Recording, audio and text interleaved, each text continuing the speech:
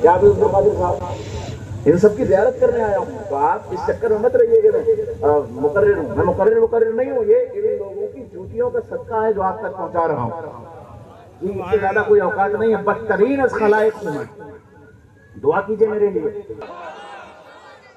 تم مرا مردہ کہو گے مصطفیٰ کو اور تم سے ہم مدد مانگیں گے، ہمیں تمہاری مدد کی ضرورت نہیں ہے، ہمیں وہ بغداد والا کافی ہے جو اپنے مزار مبارک سے تمام مریدین کی حفاظت کرتا ہے، ان کے ایمان کی حفاظت کرتا ہے، ان کی اولاد کی حفاظت کرتا ہے، اس لیے کہ وہ صحابی تو نہیں ہے، ابو بکر صدیق کا بیٹا ہے، صحابہ اکرام رضوان اللہ علیہ اجمعین کا صدقہ پا کے غوث اعظم عبد القادر جیلانی بنا۔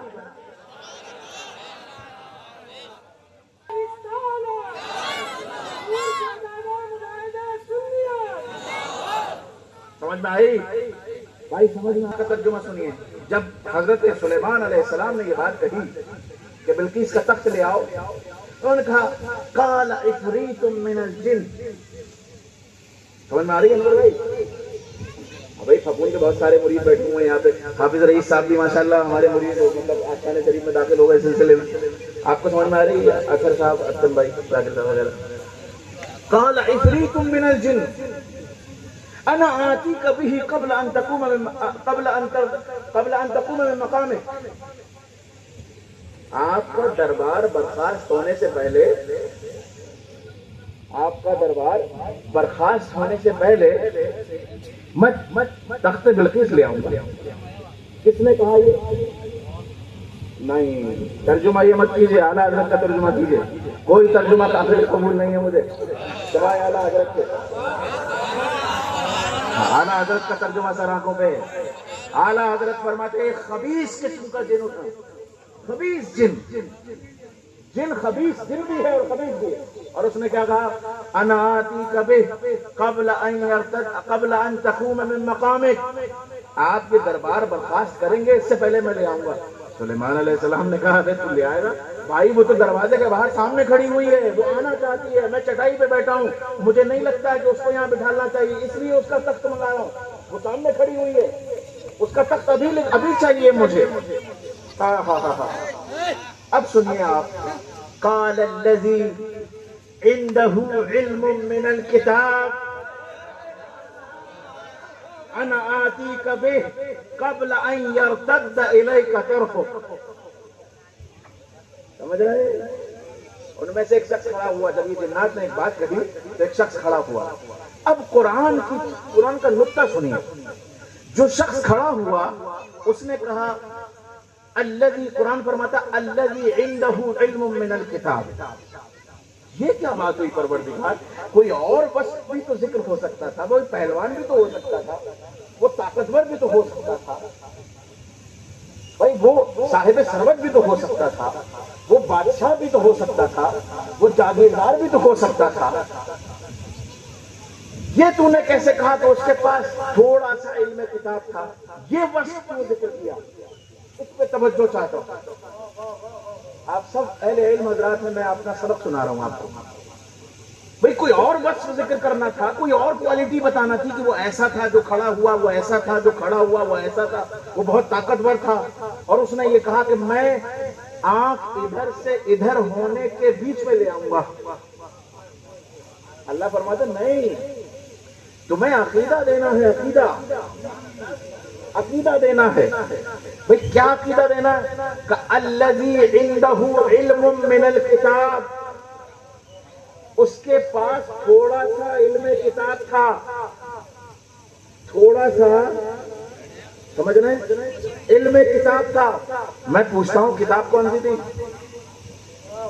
یا تو زبور یا توریت، انجیل تو آئی نہیں تھی حضرت، یا تو توریت ہوگی یا زبور ہوگی۔ اچھا، زبور بڑی یا قرآن بڑا؟ سلیمان بڑے کہ محمد بڑے؟ بتاؤ بھائی بتاؤ۔ جس کے پاس علم کتاب تھا اس نے یہ دعویٰ کیا کہ آپ کی آنکھ اوپر سے نیچے نہیں ہو پائے گی، میں تخت لے آؤں گا.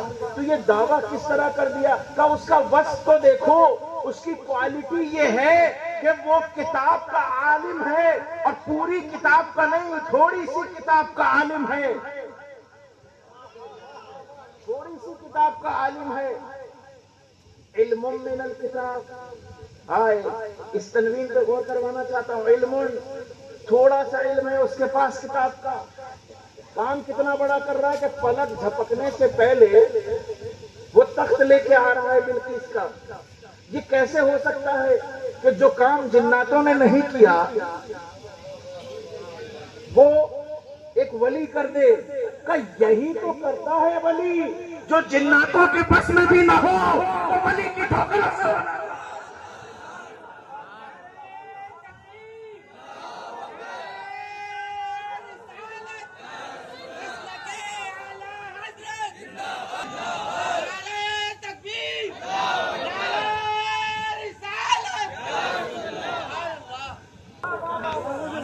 جنات بھاگتے بھی ولیوں سے ہے. عندہ علم من الکتاب. چھوٹا سا علم تھا اس کے پاس کتاب کا. اچھا، جب چھوٹا سا علم والا، توجہ آخری بات کر رہا ہوں بس، اس کے بعد تقریر ختم. عندہ علم من الکتاب، ذرا سے علم والا اتنا بڑا کام کر سکتا ہے تو پورے قرآن کا حافظ نہیں ابھی نہیں، تھوڑا رکیے، تھوڑا سا رکیے.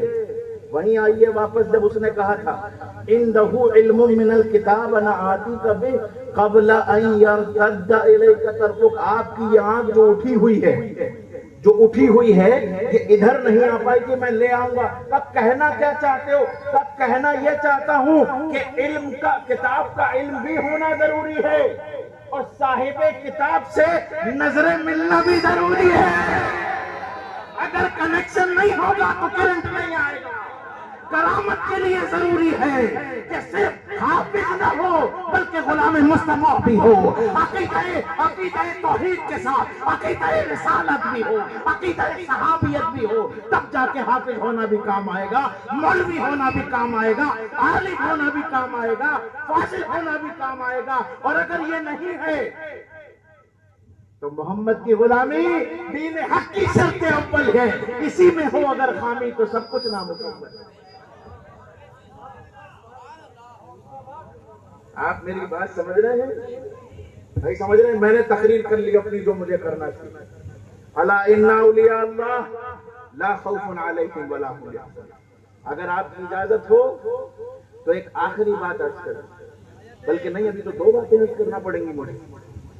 ہاں، ایک سوال تو اور رہ گیا کہ بھائی یہ جو باتیں ہوتی تھی حضرت غوث الثقلین والی بغداد جب حیات تھے تو ہوتی تھی، اب نہیں ہوں گی کیونکہ اب انتقال ہو چکا، موت طاری ہو چکی بدن پہ، دنیا سے بظاہر رشتہ ختم ہو گیا. جب زندہ تھے سمجھے، لوگ کہتے ہیں کہ یہ واقعہ جھوٹا ہے. میں آپ کو نہیں سنا رہا ہوں یہ بات، جب آپ کو سناؤں گا تو بتا دوں گا. ابھی رک جائیے 2 منٹ، آپ کو سنا رہا ہوں. لوگ کہتے ہیں یہ واقعہ جھوٹا ہے. میں کہتا ہوں زمانہ قریب کا سب سے بڑا محدث احمد رضا خان، سب سے بڑا محدث احمد رضا خان، اس سے پوچھ لو اگر اعلیٰ حضرت یہ فرما دے کہ واقعہ سچا ہے تو سچا مان لیں گے. اعلیٰ حضرت سے پوچھا گیا کہ یہ جو گڑیا والا واقعہ ہے یہ سچ ہے یا جھوٹ؟ اب مفتی ظفر صاحب فرمائیں گے کہ اعلیٰ حضرت سے کیا فرمایا. اعلیٰ حضرت نے نفی نہیں فرمائی ہے، اعلیٰ حضرت نے اس واقعے کی نفی نہیں فرمائی. اب آگے سنیے آپ، میں کیا بول رہا تھا، کہاں سے کہاں پہنچ گیا. آپ لوگ ادھر ادھر کیوں دیکھ رہے ہیں؟ صرف مجھے دیکھیے. ہاں، آپ یہ پوسٹر مجھے دے دیجیے. محمد ہمارے، زور سے لگائیے، میں اکیلا اتنی تیز آواز ہے. محمد ہمارے، بات ختم کی. تو گھٹائے سے کسی کے نہ گھٹائے نہ گھٹے، جب پڑھائے تجھے اللہ تعالیٰ تیرا، وَلَلْآخِرَةُ خَيْرٌ لَكَ مِنَ الْأُولَىٰ. ہر اگلا دن آپ کے پچھلے دن سے بہتر ہوگا. یہ کیا جانے آپ کی اوقات، تیرے آگے یوں ہے دبے لچے فصحاء عرب کے بڑے بڑے، کوئی جانے منہ میں زبان نہیں بلکہ جسم میں جانے. یا رسول اللہ آپ کے سامنے ان کی کیا اوقات ہے؟ سمجھ گئے آپ بات؟ اب آپ سنیے تقریر. سوال یہ تھا میرا کہ جو کچھ غوث پاک نے کیا، دریا سے ڈوبی ہوئی کشتی نکال دی، 70 مریدوں کے گھر میں چلے گئے، فلاح ہو گیا، نکاح ہو گیا، ساری کرامات ان کی، بہت ساری کرامات ہیں سرکار غوث پاک کی ہے. یہ سب حیات ظاہری کی ہیں. مولانا صاحب یہ فرماتے ہیں کہ جب دنیا سے تعلق ختم ہو گیا تو اب حیات بعد الممات کا کوئی تصور، کوئی کانسیپٹ اسلام میں نہیں ہے. بھائی کس مدرسے سے پڑھ کے آتے ہو جس طرح کی علول گلول باتیں کرتے ہو؟ کون سا مدرسہ تمہیں پڑھا رہا ہے؟ گمراہ کر رہا ہے، اس مدرسے پہ کیس کرو، سنیان میں لے کے آؤ اس کو. کون سا مدرسہ ہے جو اس طرح کی باتیں کر رہا ہے؟ ارے ہم نے بھی بخاری پڑھی ہے، ہم نے بھی مسلم پڑھی ہے یار، ہم نے بھی ابن سہیلی کو پڑھا ہے، ہم نے بھی شیخ کو پڑھا ہے، افریقہ کے تمام محدثین کو پڑھا ہے، تمام کو نہیں تو تھوڑے بہت کو پڑھا ہے. یار یہ مفتی ظفر نوری صاحب بیٹھے ہوئے ہیں، انہوں نے ازہر میں تعلیم حاصل کی ہے، فرعون کے شہر میں. ان سے آؤ، ان سے پوچھو کہ رسول کریم صلی اللہ علیہ وآلہ وسلم کے پاس صحابہ پہنچے اور کہا یا رسول اللہ، ہم نے ایک قبر کا نشان مٹ گیا تھا، ہم اس پہ بیٹھ گئے، اندر سے سورہ ملک پڑھنے کی آواز آئی. رسول کریم صلی اللہ علیہ وآلہ وسلم نے تو نہیں فرمایا کہ وہ مر گیا ہے اب نہیں پڑھ سکتا، انہوں نے فرمایا کہ وہ اس کا عامل تھا. اگر رسول یہ کہہ دیتے کہ مرنے کے بعد کچھ کر نہیں سکتا تو ہم مان لیتے. رسول زیادہ جانتے ہیں یا تم زیادہ جانتے ہو؟ ارے ان کی حدیث پڑھ کے تو محدث بنے ہو، ان کے اشاروں پہ چل کے تو عالم کہلائے ہو. تمہاری بات مانیں گے یا رسول کی بات مانیں گے؟ یہ بات صاف ہو گئی کہ مرنے کے بعد جو لوگ زندگی میں مرنے کے بعد کا انتظام نہیں کرتے وہ زندہ نہیں رہتے، جو زندگی کا اہتمام کر لیتے ہیں وہ زندہ رہتے ہیں. سمجھے بات؟ سمجھ میں آ گئی؟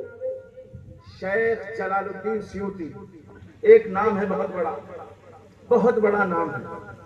ایک واقعہ نقل کرتے ہیں، ایک شخص کی قبر کھودی جا رہی تھی تو بغل میں جو قبر تھی اس میں سوراخ ہو گیا، تو اندر دیکھا گیا کہ صاحب قبر اپنی قبر میں بیٹھ کے مصحف پڑھ رہا ہے، یعنی قرآن پڑھ رہا ہے. اور یہ وہ، دیکھیے میں اور کوئی بات نہیں کہتا ہوں، میں صرف ایک بات کہہ کے جا رہا ہوں کہ یہ وہ محدث ہے کہ جس کی سند تم نے پائی ہے تو محدث کہلائے ہو. اگر اس نے تمہاری سند پہ کوئی نقد لکھ دی ہوتی تو تم تمہارے بڑے مولانا محدث نہیں بن سکتے. وہ شخص کہتا ہے کہ وہ مصحف پڑھ رہا ہے.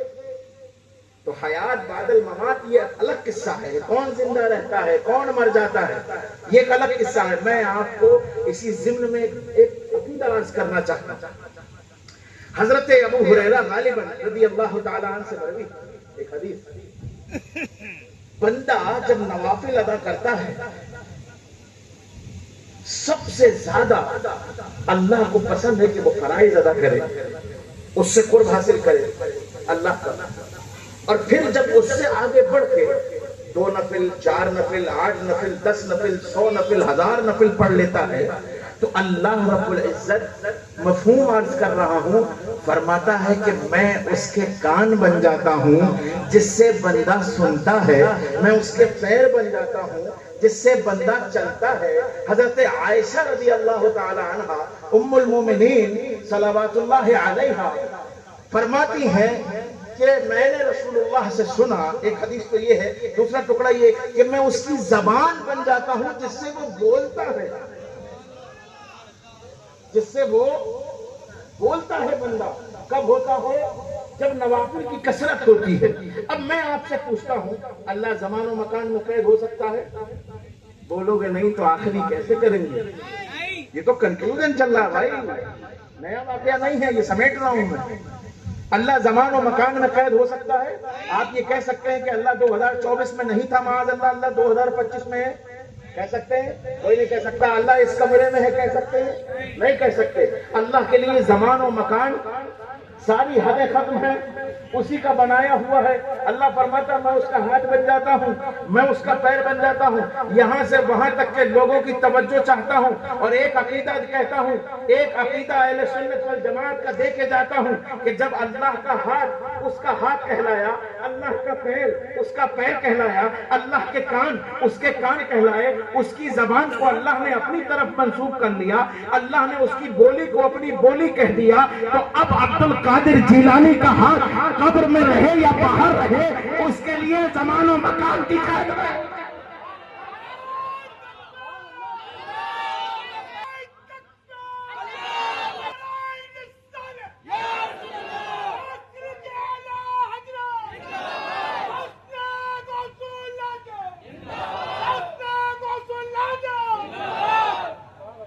دو باتوں میں سے ایک بات کر دی میں نے، اب ایک آخری بات سن لیجئے، اس کے بعد ختم۔ میں سمجھ رہا ہوں کہ آپ لوگ بور ہو گئے ہوں گے، یا آپ لوگوں نے 1000 بار اس طرح کی تقریریں اس سے اچھی سنی ہوں گی۔ میں کیا کروں، مجھے بولنا ہی نہیں آتا، میں پڑھا لکھا ہوتا تو آپ کی زندگی کا سامان کرتا۔ قوم انہی دو چار چیزوں سے دو چار ہے۔ یہ کچھ کٹ ملے قسم کے لوگ ہیں جو اپنے آپ کو عالم کہتے ہیں اور اس طرح کی باتیں کرتے ہیں۔ تم کیسے عالم ہو گئے، تم کیسے عالم ہو گئے، بشیر و نذیر کو اپنی طرح کہہ کے عالم ہو گئے، جس کے بارے میں اللہ نے فرمایا اِنَّا أَرْسَلْنَاكَ شَاهِدًا وَمُبَشِّرًا وَنَذِيرًا، تم نے کہا کہ ہم ان کے جیسے ہیں، وہ ہمارے جیسے ہیں، اور تم عالم ہو گئے۔ ارے ایسے لوگوں کے لیے تبت یدا ابی لہب وتب نازل ہوئی ہے۔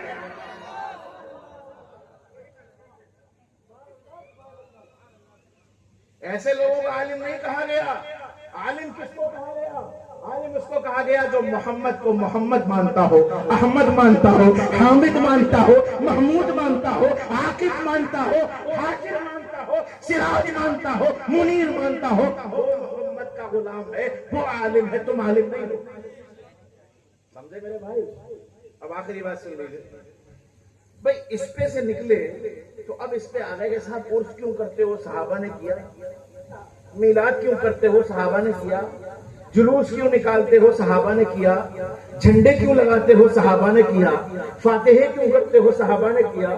صرف ایک واقعہ عرض کرتا ہوں، سرکار دو عالم صلی اللہ علیہ وآلہ وسلم کی ظاہری حیات شریف جیسے ہی ختم ہوئی اور آقا علیہ الصلوۃ والتسلیم نے اس دنیا فانی کو خیر آباد کہا اور ہماری ظاہری نگاہوں سے اوجھل ہو کے اپنی قبر انور میں تشریف لے گئے، ایک آدمی کھڑا ہوا اور اس نے کہا کہ میں محمد الرسول اللہ کے بعد اگلا نبی ہوں۔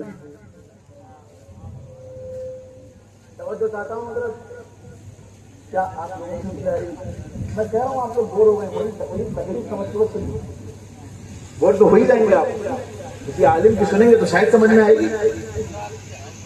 ایک آدمی کھڑا ہوا اور اس نے کہا کہ میں اگلے نبی ہونے کا اعلان کرتا ہوں۔ حضرت صدیق اکبر رضی اللہ تعالی عنہ نے ارشاد فرمایا، چلو بدریو، چلو احدیو، جتنوں نے رسول کریم کے زمانے میں توحید کی حفاظت کی ہے، رسالت کی بھی حفاظت کرنے چلو۔ اب تک منکرین توحید سے تمہارا رابطہ پڑا تھا، اب تک منکرین توحید تمہارے سامنے تھے جو اللہ کے وجود کا انکار کر رہے تھے، تو تم نے تلواریں سوٹ لی۔ اب آؤ میرے ساتھ آؤ، اور اب منکرین رسالت کے سامنے کھڑے ہو۔ اب یہ پہنچے مدینہ شریف سے 1200 کلومیٹر دور جنگ یمامہ پہنچے حضرت صدیق اکبر۔ تو پہلا تو عقیدہ سن لیجیے، پہلا عقیدہ سن لیجیے، میں عقیدہ کر رہا ہوں آپ حضرات کے سامنے کہ جو جھوٹے نبی، دیکھیے میں کسی کا نام نہیں لوں گا، میں بالکل ایسے کہتے ہوئے گزر جاؤں گا۔ کیا ہو گیا؟ پانی پلائیے، نہیں آپ اس کو چھوڑ دیجیے، آپ بیٹھ جائیے، مجھے پوری ہوا لگے گی۔ جو لوگ ہوا کھاتے ہیں وہ ہوا ہی کھاتے رہ جاتے ہیں۔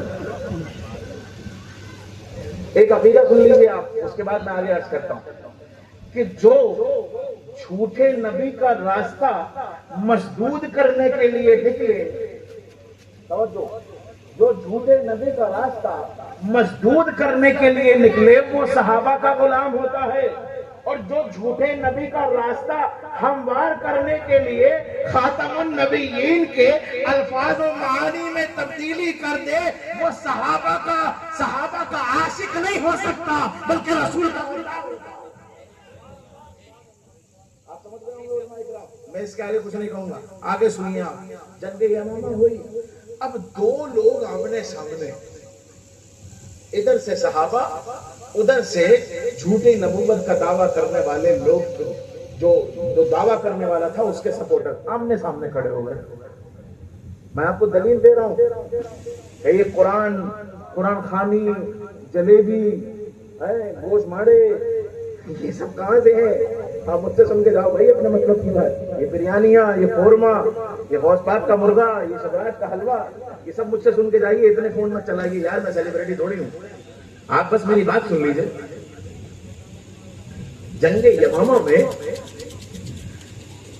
حضرت ابوبکر صدیق کے پاس لوگ آئے اور بولے حضور امیر المومنین کنفیوژن کریٹ ہو گیا۔ بولے کیا ہوا بھائی؟ بولے ادھر سے بھی اللہ اکبر لگ رہا ہے اور ادھر سے بھی اللہ اکبر لگ رہا ہے۔ اب کوڈ ورڈ نہیں بدلا، ادھر سے بھی نبی ہونے کا دعویٰ کرنے والا جھوٹا اور ادھر سے نبی کے جانشار، یہ بھی اللہ اکبر کہہ رہے ہیں وہ بھی اللہ اکبر کہہ رہے ہیں۔ حضرت صدیق اکبر نے کہا فرمایا سنو، تم کل جب توحید کے منکرین کے خلاف تھے تو تمہارا کوڈ ورڈ اللہ اکبر تھا، آج تم رسالت کے منکرین کے خلاف ہو، کوڈ ورڈ چینج کرو۔ یا محمدہ کا نعرہ جو لگائے گا، جو یا محمدہ کا نعرہ لگائے گا، یا رسول اللہ کا نعرہ لگائے گا، وہ وفادار سمجھ کے چھوڑ دیا جائے گا۔ جو یا رسول اللہ کا نعرہ نہیں لگائے گا، غدار سمجھ کے کوٹ دیا جائے گا۔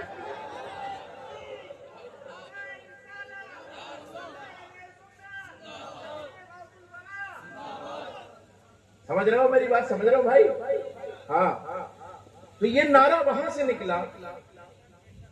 میں تقریر کر رہا تھا، ایک مولانا نکلے بہت، اور یہ ہیوی داڑھی، میں نے پوچھا کب سے نہیں کٹوائی؟ بولے کبھی یہ کٹوانی نہیں چاہیے۔ تو میں نے کہا یہاں کیوں ہوں، پھر پنجاب چلے جاؤ۔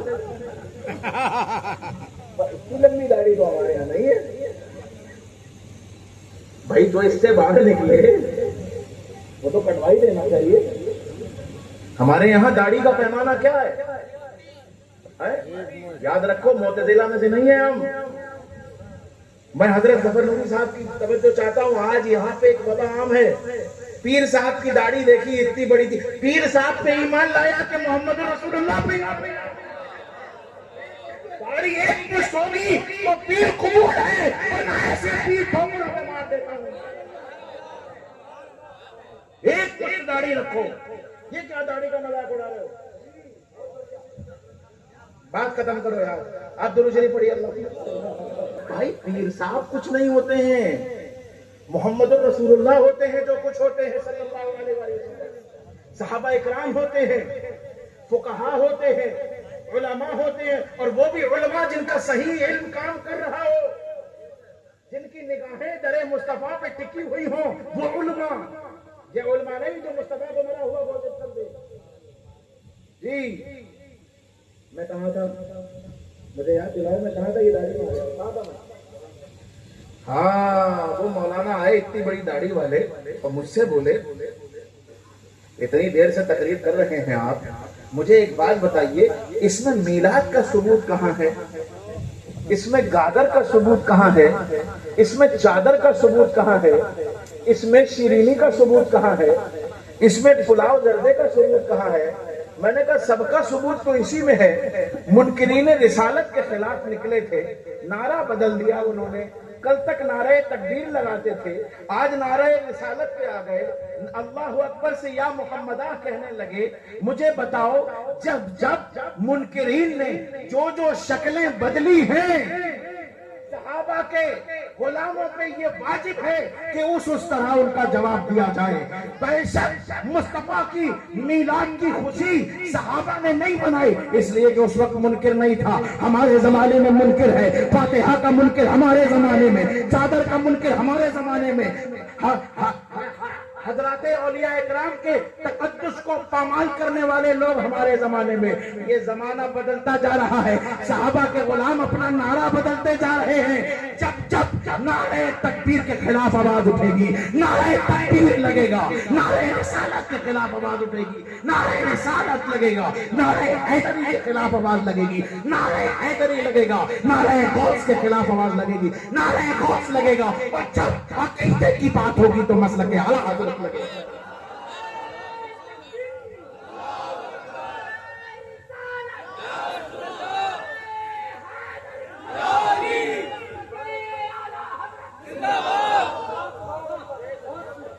بدعقیدوں کی صحبت میں رہے وہ تم کو اچھا نہیں دے سکتے. چور چوری تو سکھا سکتا ہے, نماز نہیں سکھا سکتا. اور دنیا میں ایک ہی چور ہے جو قرآن سکھاتا ہے.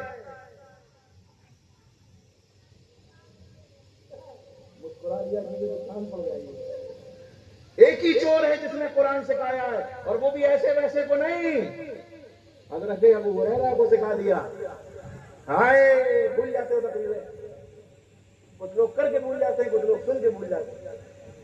ہاں, ایک جگہ سامان رکھا ہوا تھا تو حضرت نبی کریم صلی اللہ علیہ وآلہ وسلم نے ارشاد فرمایا ابو ہریرہ اس کی حفاظت کرو. وہ چلے گئے حفاظت کرنے. رات میں ایک چور آیا, اس نے مال بھرا, وہ چلا گیا. حضرت ابو ہریرہ پکڑ لیا. صبح نبی کریم صلی اللہ علیہ وسلم کے پاس گئے اور عرض کیا یا رسول اللہ, چور آیا تھا اور اس نے چوری کی, اور فلاں ہوا اور فلاں ہوا. حضرت رسول کریم نے فرمایا آج وہ پھر آئے گا. دوسرے دن فرمایا آج پھر آئے گا. تیسرے دن فرمایا. جب تیسرے دن آیا تو ان سے کہا کہ بھائی ایسا ہے ابو ہریرہ, تم مجھے چھوڑ دو, ایک عمل بتاتا ہوں تمہیں. بولے کیا؟ بولے آیت الکرسی پڑھ لیا کرو صبح, شام تک شیطان سے محفوظ رہو گے. شام کو پڑھ لو گے, صبح تک محفوظ رہو گے. بولے تو چور ہے, قرآن سکھا دے. دنیا میں ایک ہی چور ہے جس نے قرآن سکھایا. ہاں, اور صحیح قرآن سکھایا. باقی جتنے چور ہیں سب نے غلط ترجمہ دیا, غلط قرآن سکھایا.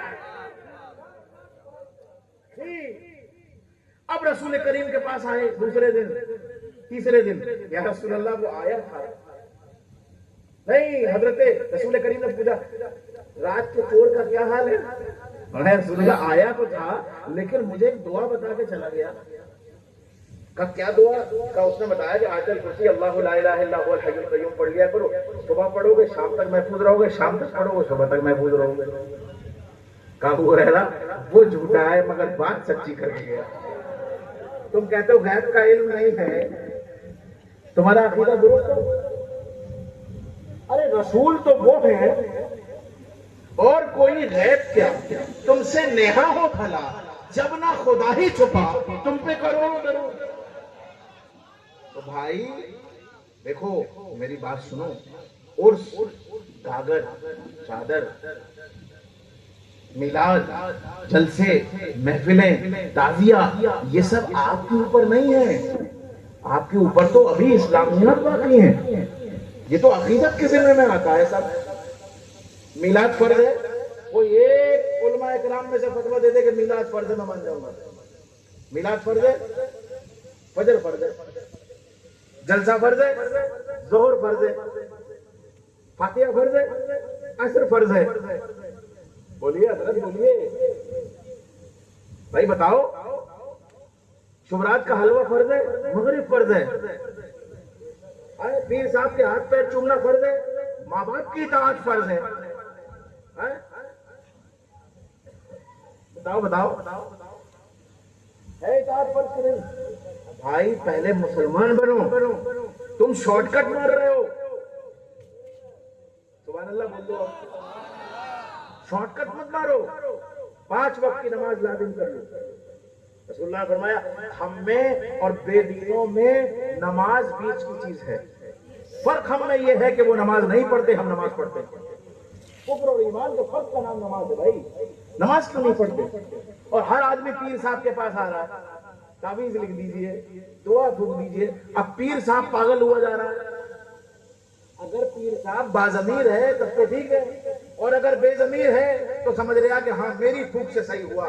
ارے بھائی موسیٰ علیہ السلام نے ایک مرتبہ عرض کیا پروردگار مجھے بخار ہو گیا ہے، پروردگار نے کہا پودا کھا لو، موسیٰ نے پودا کھا لیا۔ دوسری مرتبہ بخار ہوا، اللہ سے بغیر پوجے پودا کھایا، کوئی اثر نہیں ہوا۔ پیر صاحب کی دعا کا اثر نہیں ہوتا، پروردگار کی رحمتوں کا اثر ہوتا ہے۔ پیر سے مت جڑو، پہلے پروردگار سے جڑو۔ کم دکھ رہے ہیں میرے کو، سمجھے؟ اور چونکہ ہم اسکپ کرنے والے لوگ نہیں ہیں، ہم ڈنڈی مرنے والے لوگ نہیں ہیں، اس لیے عبد القادر جیلانی کو اپنا وکیل بنا کے لے جاتے ہیں کہ تیری سرکار میں لاتا ہے رضا اس کو شفیع جو ملا موت سے اور لاڈلا بیٹا دے۔ عقیدہ بھی درست کرو، سب کچھ کرو، سب کچھ کرو، کسی چیز سے مت رکو، کچھ شرک نہیں ہے۔ میلاد شرک مٹانے کے لیے ہے، مٹانے کے لیے۔ میلاد شرک مٹانے کے لیے ہے، میلاد خود شرک کیسے ہو سکتا ہے؟ یہ لائٹ اندھیرا مٹانے کے لیے ہے۔ بتاؤ بتاؤ بھائی بتاؤ، کچھ بھی شرک ورک نہیں ہے، بس آپ کا راستہ بدل گیا ہے۔ آپ کرتے کیا ہیں؟ گھر میں بیوی کو مارتے ہیں، بات کرتے ہیں فاتحہ بند کرنے کی۔ مجھے بتاؤ کس حدیث میں لکھا ہے بیوی کو مارنا؟ کس حدیث میں لکھا ہے بیوی کے حقوق ادا نہ کرنا؟ کس کتاب میں لکھا ہے؟ ارے یہ عقائد کی باتیں تو ایک طرف رکھ دو، تم صحیح مسلمان بھی نہیں ہو۔ جن مولویوں سے یہ عقیدہ سیکھ رہے ہو، کم سے کم پہلے ان سے دین سیکھ لو یار جا کے۔ سمجھے میرے بھائی؟ اپنے اندر سے جہالت ختم کرو، جہالت ختم کرو۔ جو آیا اسی کے پیچھے لگ لیے، جو آیا۔ انہوں نے دیکھا، یہ گوالیئر کا حضرت واقعہ، ایک مسجد میں لوگوں نے دیکھا کہ ایک مولانا صاحب یہاں تک ہاتھ اٹھا کے یہاں نماز پڑھ رہے ہیں، 4 لڑنے ان کے پیچھے لگ گئے۔ اب 4 لڑکوں نے یہاں تک ہاتھ اٹھا کے یہاں باندھنا شروع کر دی۔ ارے دیکھو تو کہ حسینی ہے کہ خون میں یزید ہے؟ بھائی یہ تو دیکھو، کوئی بھی آیا نئی حرکتیں اتنے پیر پھیلا کے نماز پڑھ رہا ہے، آپ نے شروع کر دی۔ میں آج عرض کر رہا تھا کہ گوالیئر میں جتنی تیزی سے رفس پھیل رہا ہے اتنی تیزی سے وہابیت بھی پھیل رہی ہے۔ اہل سنت والجماعت کے لوگوں، میرے پیاروں، سچے حسینی بنو، سچے حسینی بنو، تعزیہ دار حسینی نہیں، سچے حسینی بنو۔ اس لیے کہ جو سچا حسینی ہوتا ہے اس کے دل میں حسین ہوتا ہے، اس کی عمارت میں حسین نہیں ہوتا۔ میں مخالف نہیں ہوں تعزیے کا، مروجہ تعزیہ داری کا مخالف ہوں، اور ببانگ دوحل کہتا ہوں، آستانِ عالیہ سمدیہ پھپھول کا رہنے والا میرے والد حضور صاحب سجادہ، میرے دادا اکبر المشائخ، میرے پردادا حضرت بندہ نواز، اور ان کے والد حضور قبلہ عالم، ان سب کی ذمہ داری لے کے کہتا ہوں مروجہ تعزیہ داری حرام ہے، جائز نہیں ہے۔ مخلوط مجمع حرام ہے، جائز نہیں ہے۔ اگر تعزیہ داری ہی کرنا ہے تو وہ تعزیہ داری کرو جو مسلک اعلیٰ حضرت میں ہے، ثواب بھی ملے گا، برکتیں بھی حاصل ہوں گی۔ اب انشاءاللہ محرم میں اگر انہوں نے بلایا آپ نے اور آپ نے تو انشاءاللہ اس پہ گفتگو ہوگی۔ آپ بھی تھک گئے، میں بھی تھک گیا، حضرات علماء اکرام بھی تھک گئے۔ اللہ رب العزت آپ کو اچھا رکھے، ان کو سلامت رکھے۔ آپ کے گھر میں جو کچھ بھی پریشانیاں ہوں، پروردگار عالم رب قدیر اپنی رحمت سے، اپنے کرم سے آپ کے گھر میں ہونے والی ہر پریشانیوں کو دور فرمائے، آپ کے راستے میں آنے والی ہر قسم کی پریشانی کو اور رکاوٹ کو دور فرمائے۔ یہاں بھی ہم سب کو سرخرو فرمائے اور وہاں بھی ہم سب کو سرخرو فرمائے۔ حضرت مفتی ظفر نوری صاحب ایک بہت ایکٹیو آدمی ہیں اور ماشاءاللہ ذی علم ہیں، بردبار ہیں، عالم دین ہیں، مفتی شہر ہیں۔ میں حضرت کا بہت شکر گزار ہوں کہ انہوں نے اس قابل سمجھا کہ اس کا رسم اجرا فرما رہے۔ یہ حضرت نے ایک دائمی تقویم بنائی تھی آپ کے شہر کے لیے۔ کیوں بنائی ہے، اس کی ضرورت کیوں پڑی پتا ہے؟ نہیں پتا۔ یہیں سے کچھ دور ایک مسجد ہے، 3:30 بجے اثر پڑھ رہے ہیں لوگ، ہنس تو دو، خبر ہنسو دو، یہ ہنسنے والی بات تھی۔ 3:30 بجے اثر پڑھ لی، رسول اللہ فرماتے ہیں کہ 2 سایہ ہو جائے تب پڑھو. مولوی کہہ رہا نہیں ایک سائے میں کام چلا لیں گے, رسول کی کو مانے. لا تقدموا بین یدی اللہ و رسولہ. یہ حضرت ظفر نوری صاحب نے یہ میں ایسی پڑھ دوں, ظفر نوری صاحب نے یہ تقویم بنائی ہے. آپ حضرات اس کو اپنے اپنے گھر لے کے جائیں. مدرسہ الحجاز کی طرف سے اس کی اشاعت ہوئی ہے. اللہ رب العزت ان کے مدرسے کو بھی بہت زیادہ تقویت عطا فرمائے. اللہ رب العزت ان کو بھی حاسدین سے محفوظ فرمائے.